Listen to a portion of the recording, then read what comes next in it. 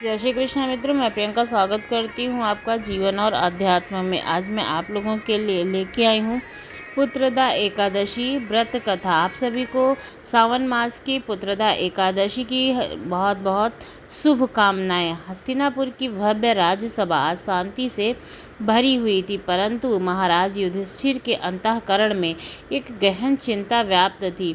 राज्य का संचालन, धर्म का पालन और प्रजाजन का कल्याण, ये सभी कर्तव्यों को उन्होंने निष्ठा से निभाया है, परंतु फिर भी एक प्रश्न उनके मन में बार बार उमड़ता है।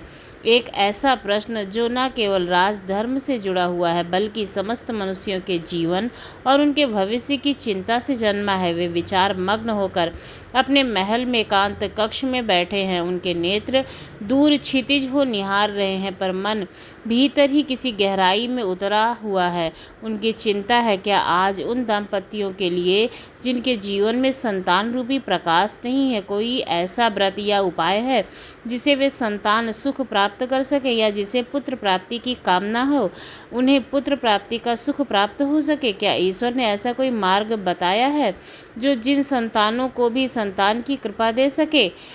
यह प्रश्न केवल कोई सांसारिक जिज्ञासा नहीं थी, यह एक धर्मात्मा राजा की भावना थी जो समस्त प्राणियों के कल्याण हेतु उत्तर खोज रहा था। और जब धर्म के पथिक, सत्य के सेवक युधिष्ठिर जी महाराज इस भावना से श्रीहरि को स्मरण करते हैं, तब भगवान श्री कृष्ण, द्वारिका के नाथ, योगेश्वर, धर्म और करुणा की मूर्ति, अपनी दिव्य दृष्टि से यह पुकार सुन लेते हैं।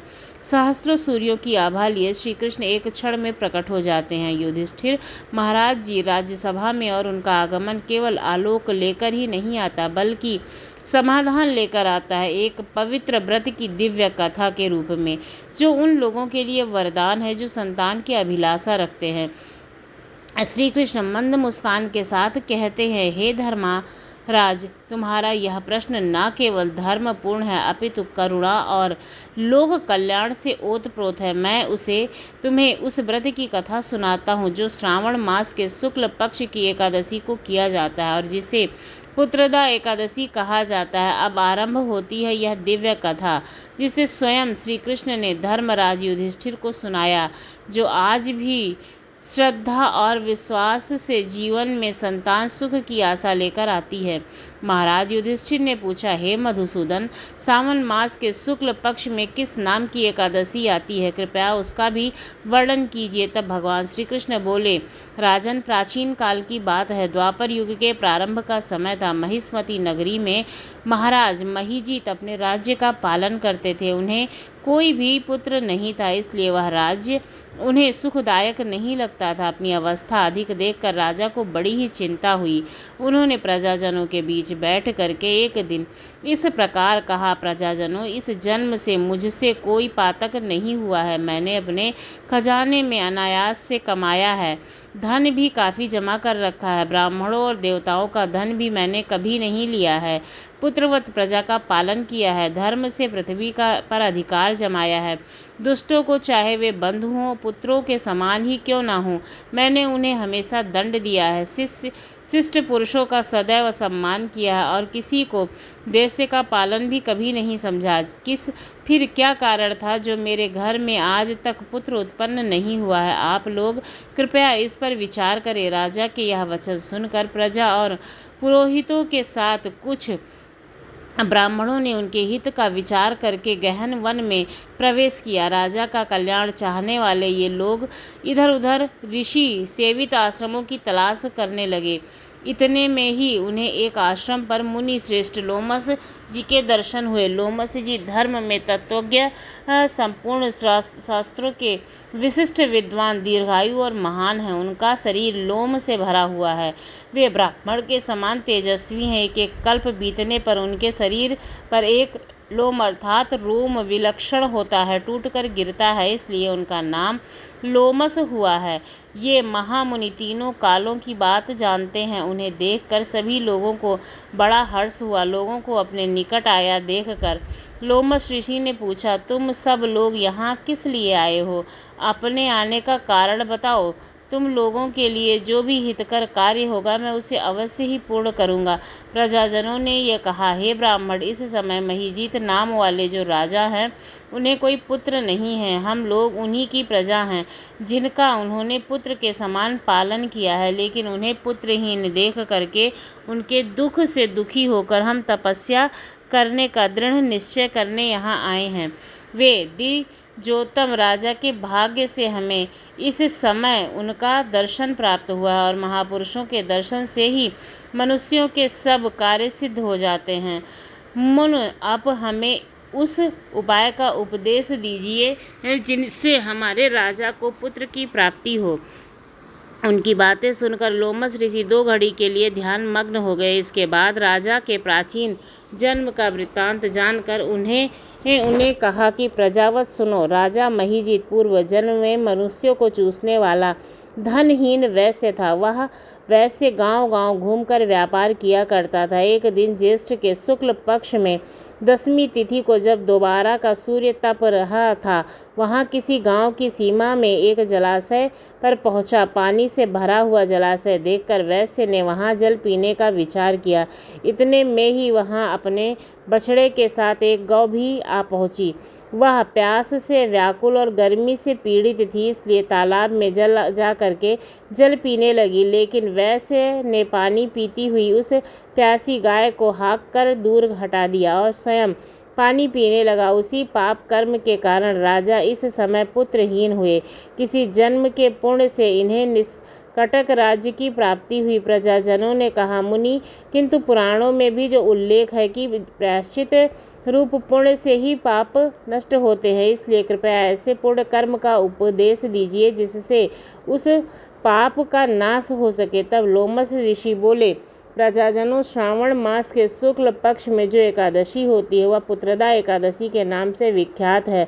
वह मनोवांछित फल प्रदान करने वाली है। तुम सब उसी व्रत का पालन करो। यह सुनकर प्रजाजनों ने मुनि को नमस्कार किया और नगर में आकर विधि पूर्वक पुत्रदा एकादशी के व्रत का अनुष्ठान किया। उन्होंने विधि पूर्वक जागरण भी किया और उनका निर्मल पुण्य राजा को अर्पण कर दिया। कुछ ही समय में रानी ने गर्भ धारण किया और प्रसव का समय आने पर एक स्वस्थ और बलवान पुत्र को जन्म दिया। इस प्रकार पुत्रदा एकादशी के इस पावन महत्व को सुनकर मनुष्य पापों से मुक्त हो जाता है और यह लोक से सुख पाकर परलोक में स्वर्गीय गति को प्राप्त करता है। इस प्रकार जैसे ही श्री कृष्ण की वाणी शांत हुई, धर्मराज युधिष्ठिर गहन मौन में डूब गए। श्रद्धा से उनके नेत्र झुक गए, हृदय विनम्र हो गया और आत्म अवलोकित श्री कृष्ण ने न केवल एक व्रत की विधि बताई थी, बल्कि एक संदेश भी दिया था कि जब श्रद्धा और विश्वास से व्रत किया जाए तो वह कर्म केवल नहीं अपितु वरदान भी बन जाता है। युधिष्ठिर महाराज बोले, हे केशव, आपके श्रीमुख से यह पुत्रदा एकादशी की महिमा को सुनकर अब मुझे समझ में आया कि केवल शरीर से किया गया उपवास नहीं, बल्कि मन और आत्मा से किया गया व्रत ही फलदायी होता है।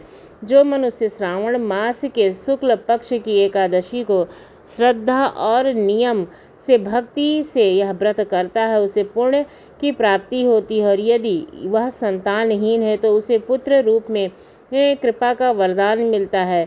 तब भी श्री कृष्ण ने कहा, हे धर्मराज, यह व्रत कलयुग में विशेष प्रभावशाली होगा, क्योंकि जब मनुष्य अपने कर्मों से थक जाएगा तब यही व्रत उसे आशा और फल देगा। और इस व्रत कथा को श्रद्धा से जो सुनता है वह भी पुण्य फल का भागी होता है। युधिष्ठिर महाराज ने इस ज्ञान को सजो लिया और फिर उन्होंने अपने अनुजों, प्रजा और संत जनों को यह व्रत का उपदेश दिया। विदा लेने से पहले श्री कृष्ण ने कहा, हे धर्मराज, मैं लौटता हूँ, पर याद रखना, यहाँ सत्य होगा, जहाँ श्रद्धा होगी वहाँ मैं सदैव उपस्थित रहूँगा। धीरे धीरे श्री कृष्ण का रूप प्रकाश में लिपटा हुआ ऊपर उठता गया, जैसे कोई ज्योति आकाश में विलीन हो गई हो। सभा निशब्द हो गई, परंतु श्री कृष्ण के वचनों के प्रतिध्वनि पर युधिष्ठिर के मन में गूंज रही थी।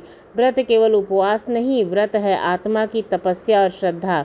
वह सेतु जो मनुष्य को मुझ तक पहुंचाता है। श्री कृष्ण अंतर ध्यान हो गए, पर उनका आशीर्वाद अब कथा बन चुका था, श्रुति बन चुका था, संस्कार बन चुका था। प्रिय श्रोताओं, जैसे ही हम पुत्रदा एकादशी की इस पवित्र कथा को पूर्ण करते हैं, हमारे मन में प्रभु के श्रीहरि के व्रत की महिमा बस जाती है। परंतु इस व्रत की पूर्णता तब तक नहीं मानी जाती जब तक हम माता तुलसी की कथा और उनकी महिमा का श्रवण ना करें, क्योंकि बिन तुलसी हर एक न मानी। नमो नमो आरती भी है तुलसी माता की, जिसमें ये कहा गया है कि बिना तुलसी की पूजा के हरि कुछ स्वीकार नहीं करते हैं। उनके बिना श्री हरि का पूजन अधूरा है, उनके बिना व्रत का फल अपूर्ण है और उनके बिना एकादशी की पूजा भी स्वीकार नहीं होती है। शास्त्रों में कहा गया है, यत्र तुलसी तत्र वैकुंठ, अर्थात जहाँ तुलसी है वहीं श्री हरि का वास है। जिस प्रकार दीपक को बाती के बिना नहीं जलाया जा सकता, उसी प्रकार श्रीहरि को तुलसी की पत्तियों के बिना प्रसन्न नहीं किया जा सकता है। यह वही तुलसी हैं जिन्होंने भगवान को पति के रूप में प्राप्त किया, जिनके चरणों की रज से भक्तों के पाप कटते हैं, जिनकी कथा स्वयं श्री हरि की कथा से जुड़ी हुई है। तो आइए सुनते हैं तुलसी माता की वह पुण्यमय कथा, जिसके श्रवण से एकादशी व्रत का पूर्ण फल प्राप्त होता है और भक्तों का हृदय श्री हरि के चरणों से जुड़ जाता है। कथा के अनुसार एक बार एक बूढ़ी माई थी जो नियमित ग्यारस यानी कि एकादशी का व्रत रखती थी।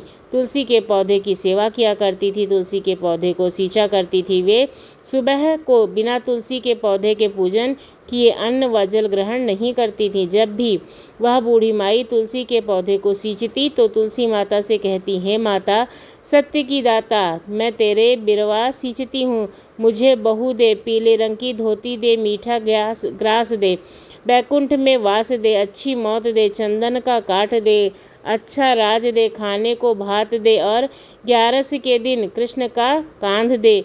बूढ़ी माई की यह बात सुनकर तुलसी माता सूखने लगी। तुलसी माता को इस प्रकार सूखता देखकर एक दिन भगवान श्री कृष्ण ने पूछा, हे तुलसी, तुम दिन प्रतिदिन सूखती क्यों जा रही हो? तब तुलसी माता ने कहा, बस तेरे मन की बात मुझे पूछो प्रभु।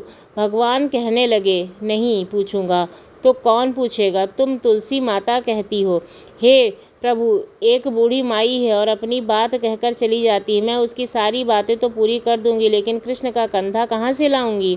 जब भगवान श्री कृष्ण बोले कि वो बूढ़ी माई मरेगी तो मैं अपने आप ही कंधा देने आ जाऊंगा, तुम बूढ़ी माई से यह बात कह देना। इसके बाद कुछ समय बाद बूढ़ी माई मर गई। बूढ़ी माई के मरने पर सारा गांव इकट्ठा हो गया और उनका अंतिम संस्कार का समय आ गया था। सब उन्हें उठाने लगे, तब वह बहुत भारी हो गई जिससे वो किसी से उठाए ना उठी। सभी कहने लगे, यह तो बहुत धर्मात्मा थी, बहुत संस्कारी थी, खूब पूजा पाठ करती थी, कोई पाप तक इन्होंने किया नहीं, यह इतनी भारी कैसे हो सकती हैं? तभी एक बूढ़े ब्राह्मण के वेश में भगवान श्री कृष्ण आए और कहने लगे, यह भीड़ कैसी?